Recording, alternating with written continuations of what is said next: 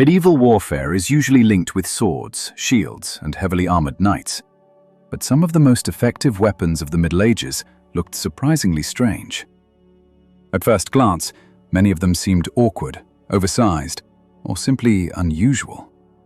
In reality, each one was designed to solve a specific battlefield problem, whether that meant breaking armor, extending reach, pulling riders from the saddle, or hitting in ways more common weapons could not. In this video, we're looking at 10 medieval weapons that looked weird but worked brilliantly in real combat across medieval Europe. Number 1. Goedendag. The goedendag is one of those weapons that almost looks wrong at first glance. It does not have the elegance people expect from medieval arms, and it does not even look especially advanced. In simple terms, it was a thick wooden staff with a strong metal spike set into the business end. That sounds crude, and in a way it was. But crude is not the same thing as ineffective. The weapon became closely associated with the urban militias of Flanders in the early 14th century, especially around the Battle of Courtrai in 1302, better known as the Battle of the Golden Spurs.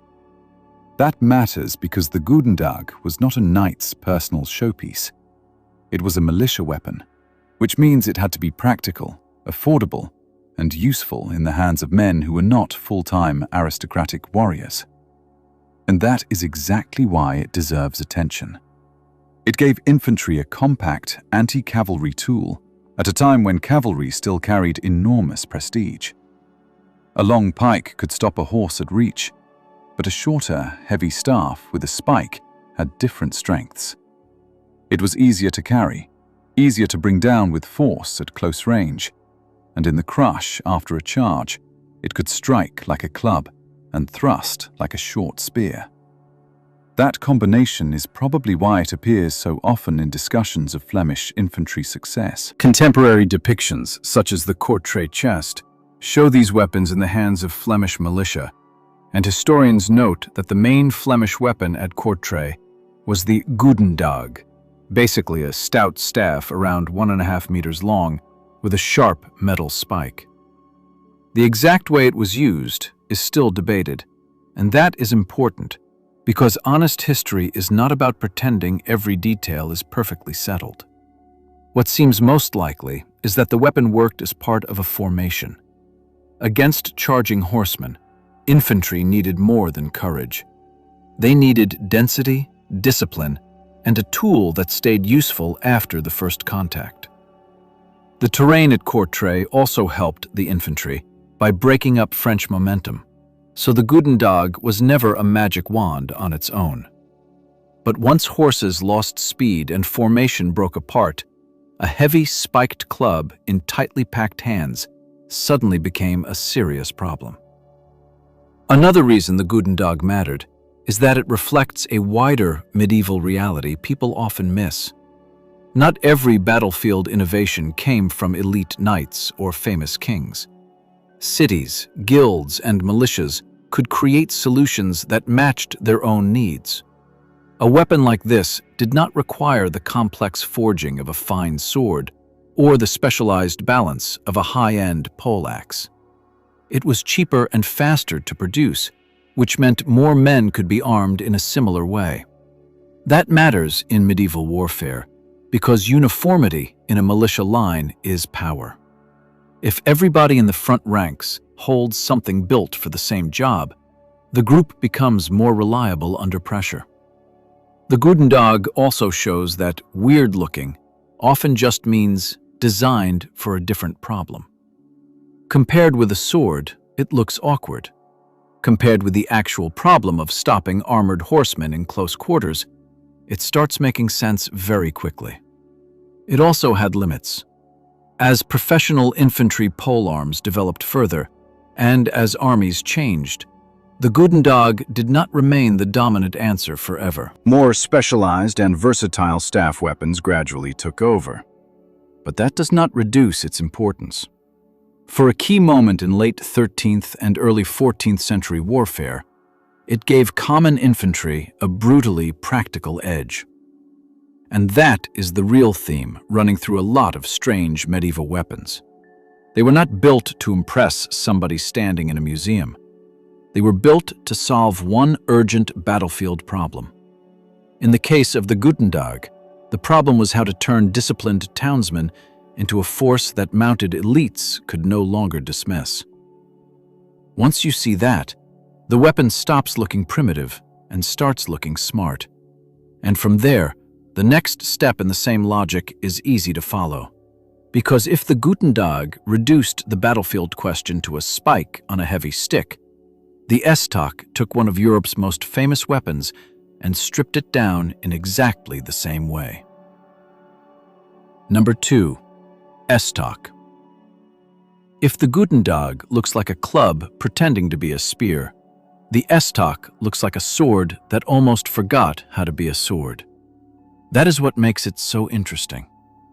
Most people imagine a medieval sword as a blade built to slash, cut, and thrust in a fairly balanced way. The estoc went in a different direction. It was long, stiff, narrow, and sharply pointed, often with a triangular or other reinforced cross-section that made the blade much more rigid than a typical cutting sword.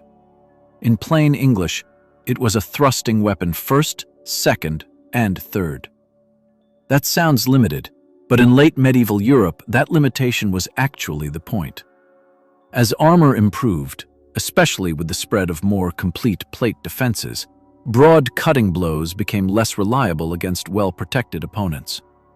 A sword edge could still do damage in some situations, especially against less protected areas, mail, cloth defenses, or unarmored men. But against the best late medieval armor, the old image of simply chopping through steel is fantasy. Real fighters adapted. Some used half-swording with regular longswords, gripping the blade to guide the point into openings. The estoc pushed that logic even further. It was built from the start to behave like a rigid spike you could steer with precision. Museum examples show exactly that design choice. The Metropolitan Museum describes the estoc as a long, narrow, acutely pointed sword, usually with a very stiff blade, designed to puncture mail or pierce the gaps in plate armor. And the Cleveland Museum likewise highlights the three-sided rigid blade and its role against armored opponents. That tells you everything essential about why the weapon existed. The estoc was not a showy dueling blade meant to carve sweeping cuts through the air. It was a specialist answer to armored combat. Another important detail is who used it. Sources and surviving examples tie estocs to armored cavalrymen and to dismounted fighting. That makes sense, because the weapon fit a world where mounted men-at-arms still carried swords as sidearms, but also needed something more useful once a fight became close, chaotic, and heavily armored. Some estocs were associated with saddle carry, which also tells you how people thought about them. This was not always the primary battlefield arm. It was often the answer you reached for when the lance was gone, the distance had closed, and the man in front of you was still covered in metal.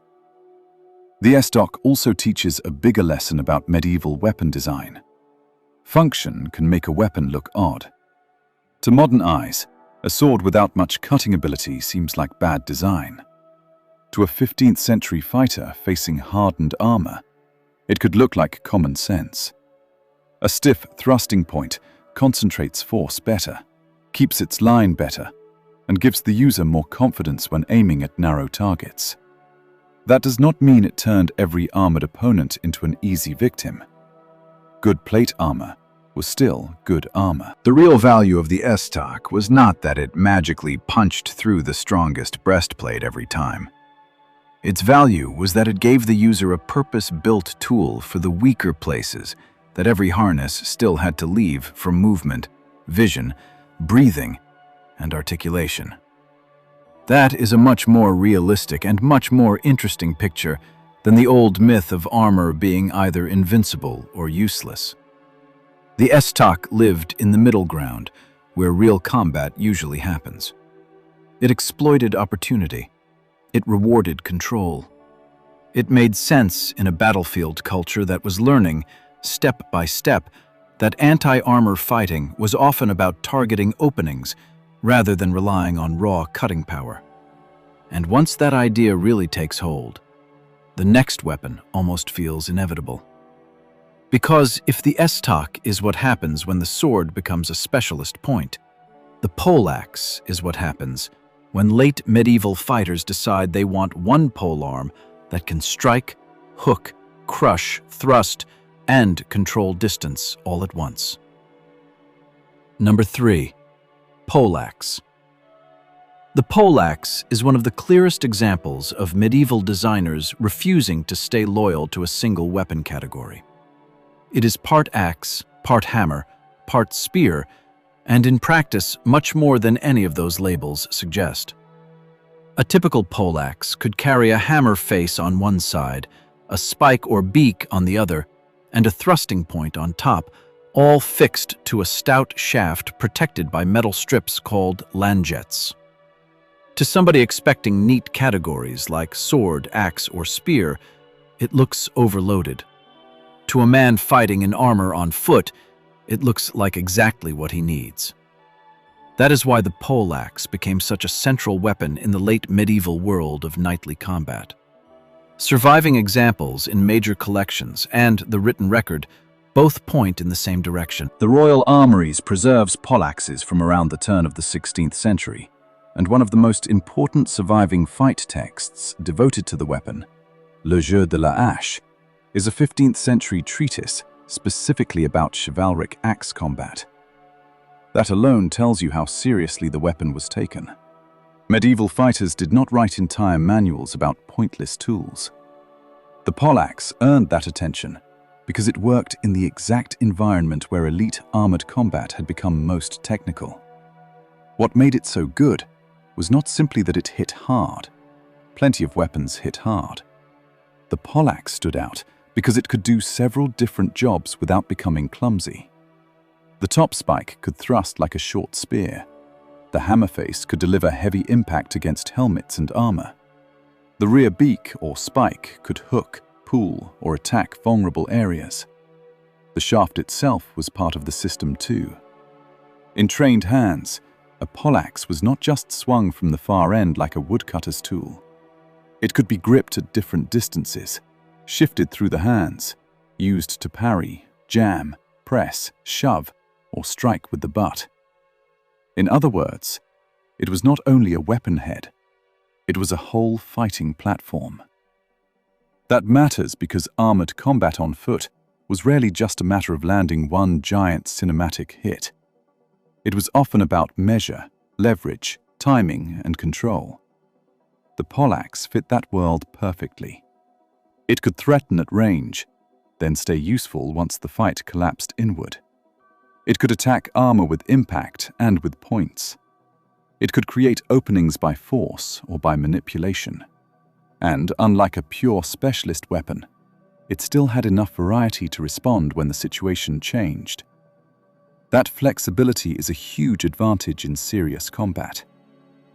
Another reason the pollaxe deserves attention is that it helps correct a common misunderstanding about medieval knights. Popular culture loves the image of a knight relying almost entirely on the sword, as if the sword was always the ultimate answer.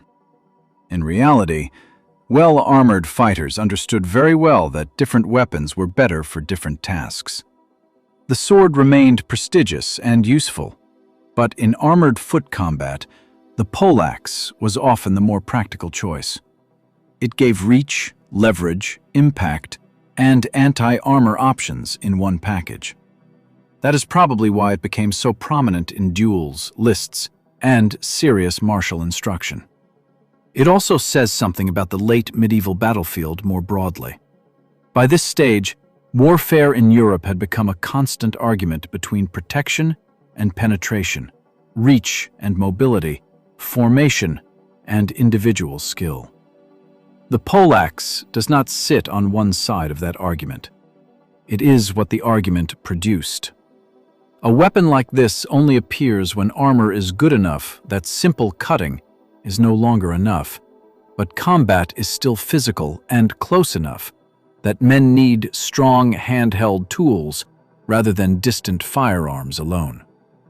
In that sense, the The pollaxe belongs to a very specific and very sophisticated military moment.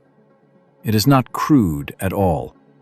It is one of the most refined answers medieval Europe came up with for fighting an armored human being at close range. And once you understand the pollaxe, it becomes easier to appreciate a more focused relative of the same family.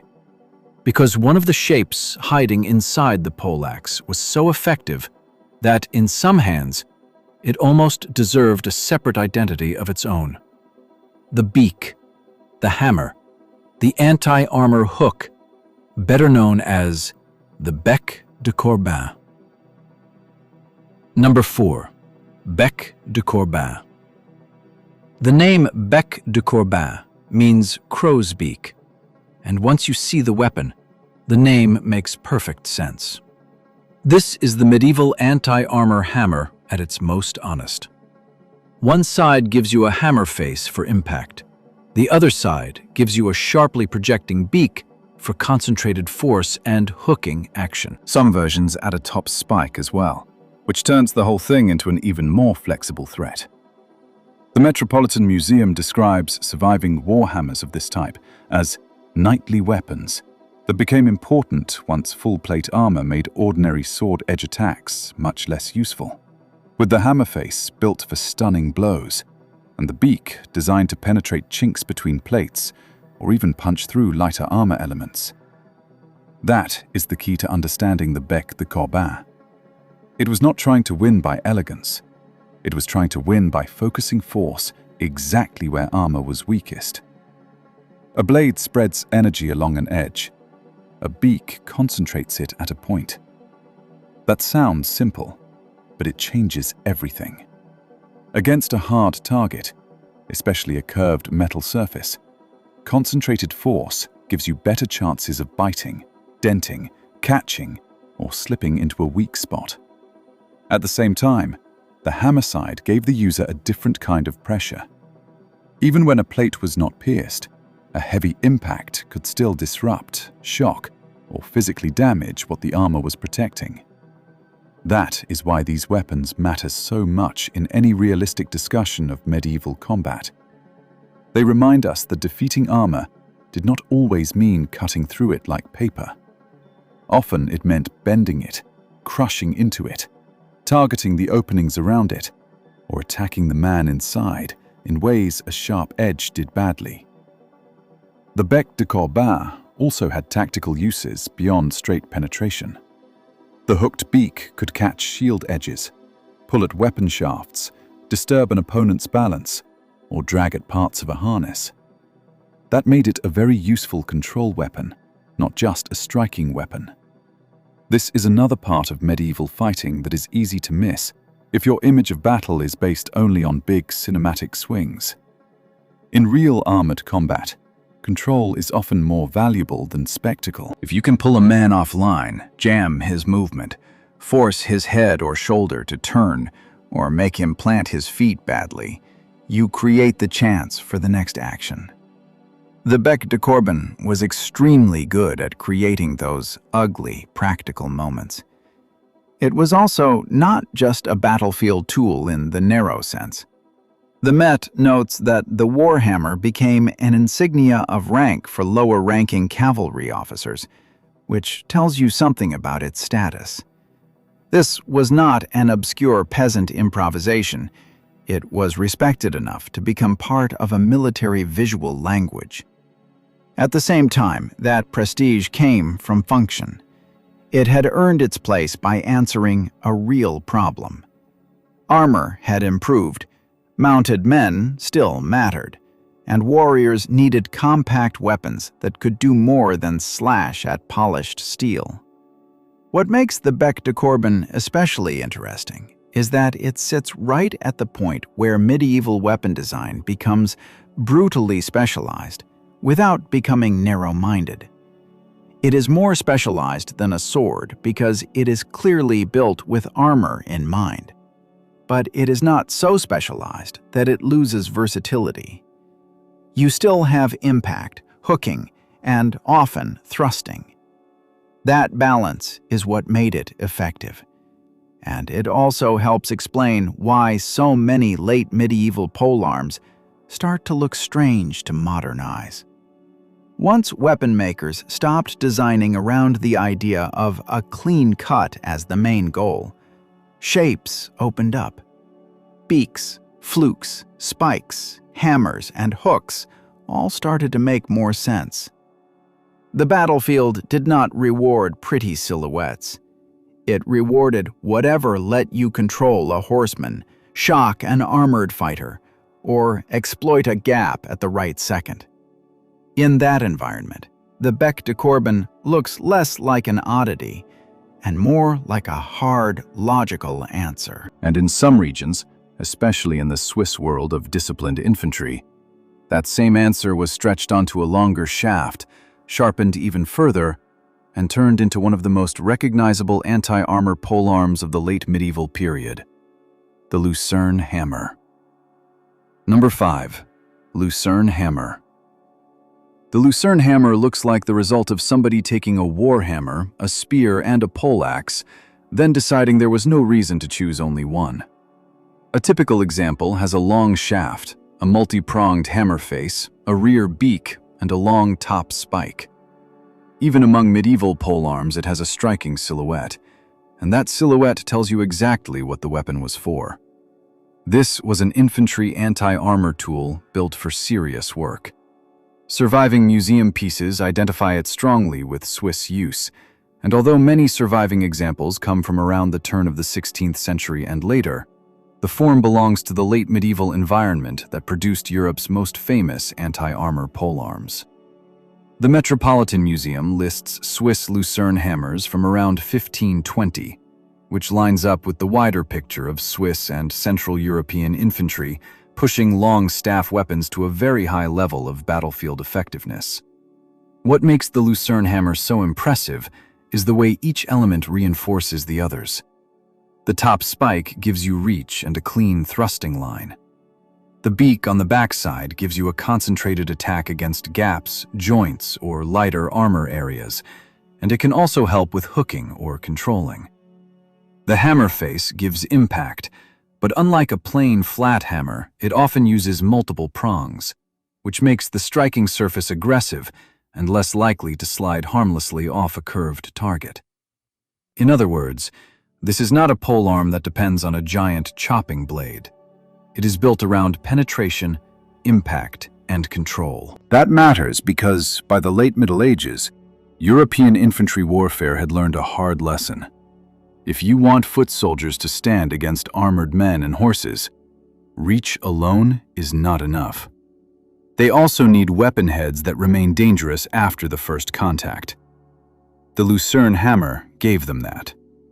It could threaten an approach with the top spike, then stay useful once the fight compressed and angles got ugly. It also helps explain why the Swiss became so respected in late medieval warfare. Their infantry culture rewarded discipline, formation work, and weapons that turned collective steadiness into killing power. The lucerne hammer fits that culture perfectly. It is not a dueling rapier or a ceremonial sword. It is a practical, high-leverage staff weapon for men who expected brutal close combat. Another thing worth noticing is that the lucerne hammer shows how late medieval weapons often stopped caring whether outsiders thought they looked graceful. This is very common once armor becomes strong and battlefield formations matter more than individual display.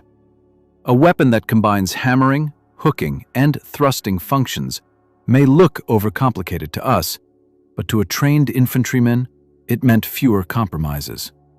You did not have to carry 3 separate answers. You carried one long answer with several working parts.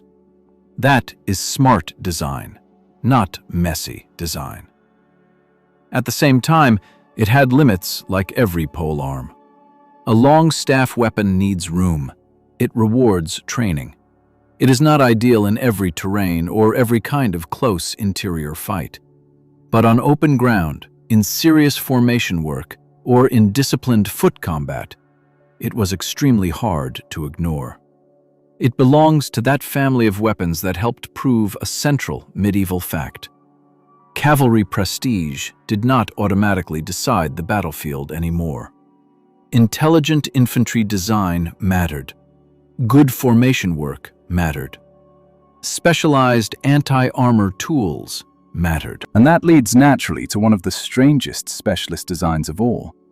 Because if the lucerne hammer tries to solve several combat problems at once, the ahlspiess strips the whole idea back down to almost one thing only: the thrust. Number 6. Ahlspiess. The ahlspiess, also called the ahlpike, looks less like a classic weapon and more like a giant blacksmith's tool mounted on a pole. That is exactly why it stands out. There is no broad cutting blade to make it look heroic, no decorative curve that suggests elegance, and very little attempt to hide its purpose. It is basically a long, stiff spike on a shaft, often with a protective rondel or disc at the base of the head. The Metropolitan Museum's surviving examples from 15th century Austria and the Royal Armoury's description both underline the same essential features: a thrusting spear form, an unusually long and narrow head, and in some cases, a hand-protecting rondel where the metal head meets the shaft. Everything about that layout tells you the weapon had one main job. It was built to thrust hard and thrust precisely.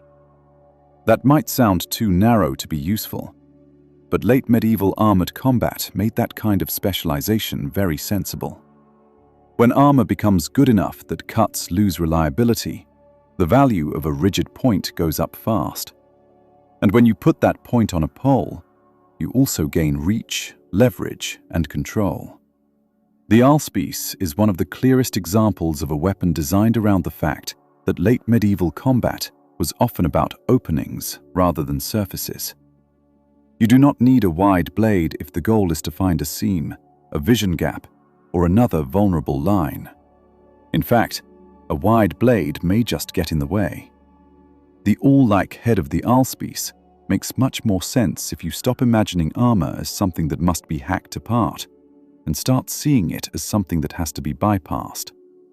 The rondel at the base of the head is an especially smart detail. It protected the leading hand from sliding too far forward and offered some security in close exchanges, which is useful because a weapon like this would often be employed with a great deal of forward pressure.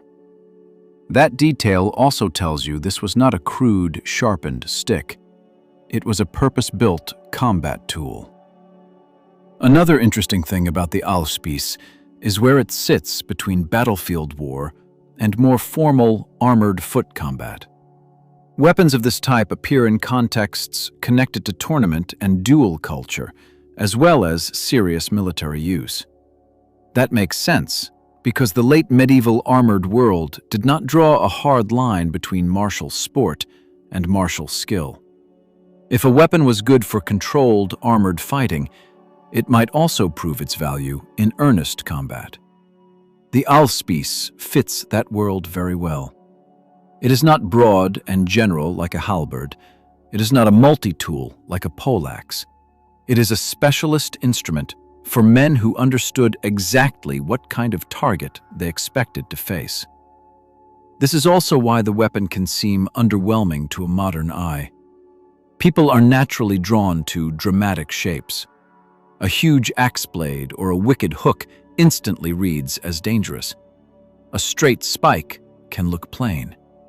But plain is not the same as ineffective. In real combat, the simple option is often the more efficient one, especially when it is backed by reach and rigidity. A narrow metal head wastes less motion and less intent. It goes where it is pointed, and that is what mattered. The ahlspiess shows a medieval design mentality that was brutally practical. Once fighters realized that armor could be beaten by precision, not only by raw force, a weapon like this became completely logical. It may be one of the purest anti-armor concepts of the period. And if you shrink that same logic down from polearm range to grappling range, you end up with another strange but highly effective piece of late medieval design, the rondel dagger. Number 7. Rondel dagger. The rondel dagger is weird in a quieter way than most weapons on this list. It does not look like a giant battlefield machine. It looks compact, controlled, and oddly geometric, mainly because of the round discs at the guard and pommel that give the weapon its name. Those round plates are the first thing most people notice, and they are a big reason the dagger looks unusual. But the real story is in the blade. Museum descriptions emphasize that these daggers used rigid, sharply pointed blades, often with reinforced cross-sections designed to penetrate armor gaps and damage the mail underneath. The Worcester Art Museum states this directly, noting that the diamond-shaped section was intended to get through the gaps in a suit of armor and burst the mail beneath. That makes the rondel dagger one of the clearest close-range anti-armor tools in medieval Europe. And that alone tells you why it mattered so much. Battles and duels did not always stay at clean striking distance. Once armored fighters closed, collided, slipped, or grappled, long weapons became harder to manage. At that point, a compact, rigid, purpose-built dagger could become one of the most important tools on the field. The rondel dagger was not there to chop like a little sword. It was there to thrust with authority in very tight spaces. The circular plates helped protect the hand and also made the grip secure under pressure. That matters because late medieval close combat was often messy, physical, and intensely controlling. People grabbed, wrestled, shoved, and fought for angles. A dagger intended for that environment needed to stay stable in the hand and drive its point exactly where the user wanted it. The rondel did both. Another reason the weapon is so interesting is that it corrects the modern tendency to treat daggers as minor accessories. In medieval Europe, a dagger was often an essential secondary arm. It was useful in camp, in daily life, and in emergencies. But in armored combat, certain dagger forms had a very clear battlefield purpose as well. The rondel dagger is the sharpest example of that. It belonged to a martial culture that fully understood the limits of swords against good armor at clinching distance. If the fight got close enough, a compact thrusting dagger could be the more sensible answer. It also shows how much medieval weapon design depended on body mechanics, not just blade shape. A round pommel or plate is not there for style alone. It supports the way the dagger is driven, controlled, and retained in a struggle. The whole form tells you this is a weapon for committed thrusting rather than flashy slashing. That does not mean it was useful only against armored men. Like most daggers, it could serve in a range of conditions. But the anti-armor role is what gives the rondel its distinctive identity. It was part of a broader medieval understanding that defeating protection often meant working around it, into it, or through its weak points, instead of trying to overpower it head-on. In that sense, the rondel dagger is almost like a pocket version of the estoc, or the ahlspiess. Same logic, smaller scale, closer distance. And that is what makes it so revealing. Even when the fight collapsed into the tightest range possible, medieval Europeans still kept adapting their tools to the same hard problem. Where is the opening, and what shape of weapon gives me the best chance of reaching it? Once you start seeing weapons that way, even something as simple as the next item on this list stops looking primitive. Because the same military world that produced precision daggers also valued devices that never had to be swung at a man directly at all. Sometimes the smartest weapon was the one that changed the ground under his feet before he got there, which is exactly what caltrops did. Number 8. Caltrops. Caltrops are proof that brilliant military design does not always look impressive. In fact, this may be the least glamorous weapon on the whole list. It is basically a cluster of spikes arranged so that no matter how it lands, one point is always sticking upward. That sounds almost too simple to talk about, but the simplicity is what makes it so good. The Royal Armories describes a surviving 15th to 16th century example as 4 roughly quadrangular spikes arranged so that 3 rest on the ground and 1 points up. The National Army Museum explains the tactical effect even more clearly. A field covered in these things functioned like a medieval minefield, especially against cavalry, because horses could be disabled quickly if their hooves came down on the spikes. That is a remarkably elegant answer to a battlefield problem. You do not need to overpower the enemy directly if you can disrupt his movement, break his charge, or force him into a worse route. Caltrops did exactly that. They mattered because medieval warfare was not only about striking power, it was about controlling space. A weapon that changes where the enemy can safely go is doing serious work, even if it never appears in a heroic duel. Against cavalry, caltrops could damage the very thing that made cavalry dangerous: speed and momentum. Against infantry, they could slow an advance, channel movement, delay pursuit, or protect vulnerable ground. They were cheap, portable, easy to scatter quickly, and psychologically effective. Once soldiers or riders knew caltrops might be hidden in an area, every approach became more cautious. That matters in warfare because hesitation creates openings. Another reason caltrops are so interesting is that they expose a common bias in how people think about medieval arms. Modern imagination often favors weapons you can hold in your hands and swing dramatically. Medieval commanders did not have that bias. They cared about results. If a bag of iron spikes could ruin a charge, protect a flank, buy time for crossbowmen, or make an attacker bunch up under missile fire, then those spikes were doing battlefield work every bit as important as a sword stroke. In that sense, caltrops belong to the same family of practical intelligence as ditches, sharpened stakes, and field obstacles. They are not prestigious, but they are effective. They also fit neatly into the economics of medieval war. Not every force could equip itself with the finest armor or the most expensive specialist weapons. But a much poorer force could still improve its chances by shaping the battlefield with cheap, clever devices. That is part of why weapons like this keep appearing across so many cultures and centuries. The design is so fundamentally sound that it barely needs improvement. In the medieval European context, the important point is not that caltrops were flashy. It is that they solved a real problem with almost no wasted material or complexity. One handful could threaten much more space than its size suggests.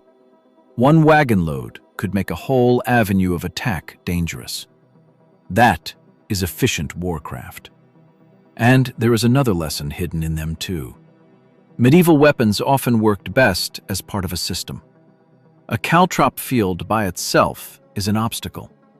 A caltrop field placed where cavalry must pass under missile fire, or where infantry must slow before meeting a line of polearms, becomes something more than that.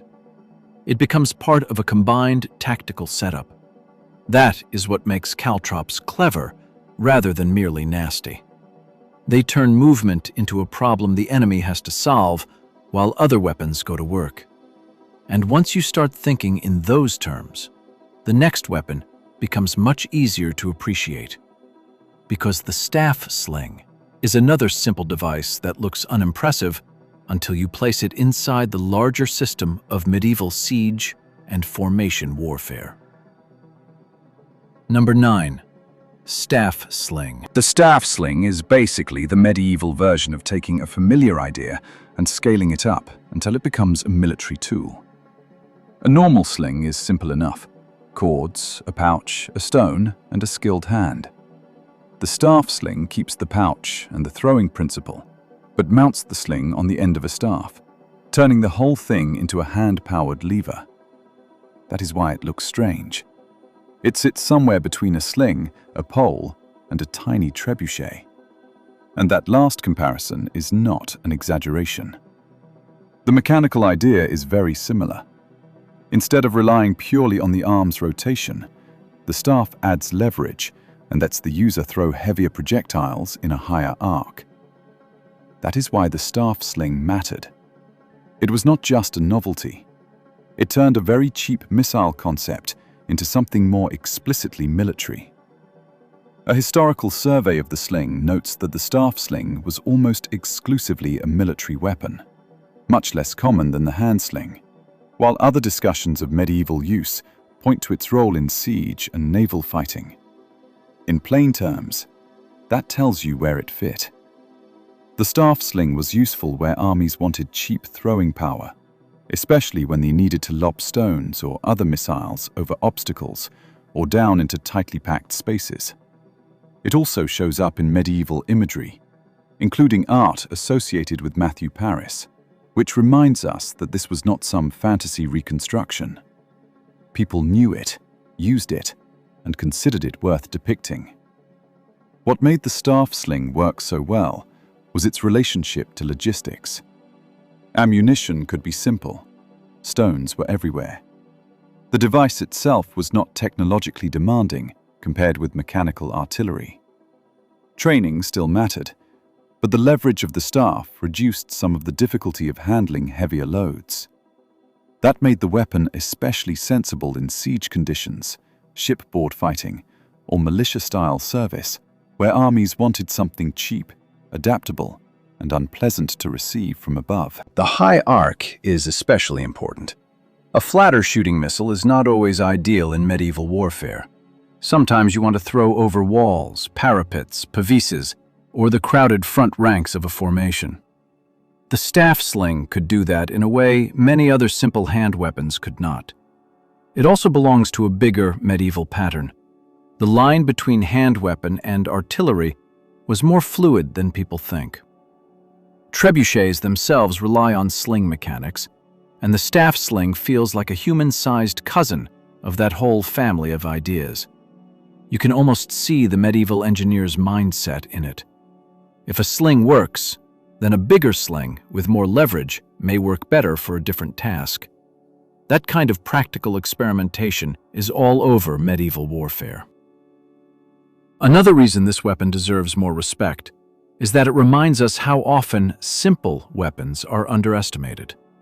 The hand sling already had range and lethality in trained hands. The staff sling was not trying to replace elite archery in every context. It was answering different questions. How do you throw something heavier without a full siege engine? How do you attack from behind a wall or from a crowded deck? How do you arm people cheaply with a missile weapon that can rain trouble at awkward angles? The staff sling answered those questions very well. It also had obvious trade-offs. It was a two-handed weapon, so it did not pair well with a shield. It was less handy in a sudden, close fight. It demanded space to use well. But those are not design failures. They are the predictable costs of getting more leverage and more projectile weight out of a device that remained cheap and portable. Medieval armies accepted those costs because the staff sling filled a real niche. And once again, that is the theme that keeps returning. A strange shape usually means a specific problem is being solved. In this case, the problem was how to get more throwing power out of simple materials. The answer was so effective that it survived well beyond the strict medieval period. But if you want to see the same practical mindset on the hand-to-hand side of warfare, adapted from everyday work rather than missile mechanics, the English bill is one of the best final examples you could ask for. Number 10. English bill. The English bill is one of the best examples of a weapon that never tries to hide its working-class roots. It grew out of the bill hook, an agricultural cutting tool used for pruning and clearing, and then evolved into a battlefield polearm with a recurved blade, a top spike, and often another spike or hook projecting from the back. To modernize, it can look awkward, almost improvised, like somebody turned farm equipment into a weapon and forgot to clean up the silhouette. But that rough look is exactly what makes the bill so revealing. The Cleveland Museum of Art describes it as a weapon developed from an agricultural tool and one of the earliest staff weapons used by medieval infantry, with a pronounced hook and a long spike. Historic Jamestown notes that by the end of the 15th century, it had become the most popular staff weapon in England, with 8,000 bills listed in the Tower of London's inventory of arms. Those are not the numbers of a curiosity. Those are the numbers of a weapon that armies trusted. The bill worked because it combined several practical functions in a shape that ordinary soldiers could learn without entering an elite martial culture. The spike on top gave it thrusting reach. The edge could cut with serious force. The hook could catch, pull, control, or drag. That last function is especially important. Medieval staff weapons often make more sense once you stop imagining them as giant chopping tools and start seeing them as control tools with edges attached. A hook on a long pole can pull a shield, catch a limb, disturb a rider, drag a man off balance, or interfere with another weapon. In formation fighting, those small disruptions are gold. One soldier opens a line, another thrusts into it. One man checks movement, the next delivers the hit. The bill fit very naturally into that kind of group work. It also helps explain something larger about English warfare. England is often remembered through the longbow, and rightly so, but missile power was only one part of the story. Once lines met, infantry still needed dependable hand weapons. The bill gave English and other Western European foot soldiers a sturdy, mid-range answer that was versatile, relatively economical, and not dependent on aristocratic training. Jamestown's summary even preserves Humphrey Barwick's complaint that bills were associated with common countrymen who lacked the more refined halberd skills. That insult actually helps explain the bill's success. A weapon that can be used effectively by large numbers of less specialized soldiers has a real military advantage. It may not flatter elite taste, but armies are not built around taste. They are built around what works at scale. Another reason the bill belongs on this list is that it sits right at the crossroads of medieval realities: armor, horses, militia service, and tool-based innovation. It could threaten mounted men. It could operate in tight infantry formations. It did not require the metal complexity of the most elaborate anti-armor polearms. And because its design came out of a familiar tool family, the logic of the shape was already understood. Medieval warfare borrowed from daily labor all the time, but the bill is one of the clearest cases where that borrowing matured into a serious and widely trusted military form. It is also a useful reminder that primitive-looking and unsophisticated are not the same thing. By the time the bill was fielded in large numbers, it was not just a farm hook on a stick anymore. It was a refined battlefield type with a recognizable tactical role. The hook, the spike, and the cutting edge all had reasons to be there. That is why the bill lasted. In a world crowded with glamorous swords and beautifully made armor, a strange-looking polearm rooted in agricultural labor still held its place because it answered the battlefield's real questions directly. It could reach, catch, cut, thrust, and support formation fighting without asking for much theatrical skill in return. And that is exactly the kind of weapon medieval Europe kept rewarding. Not the prettiest one, not the most romantic one, but the one that made ordinary soldiers more dangerous the moment the lines came together.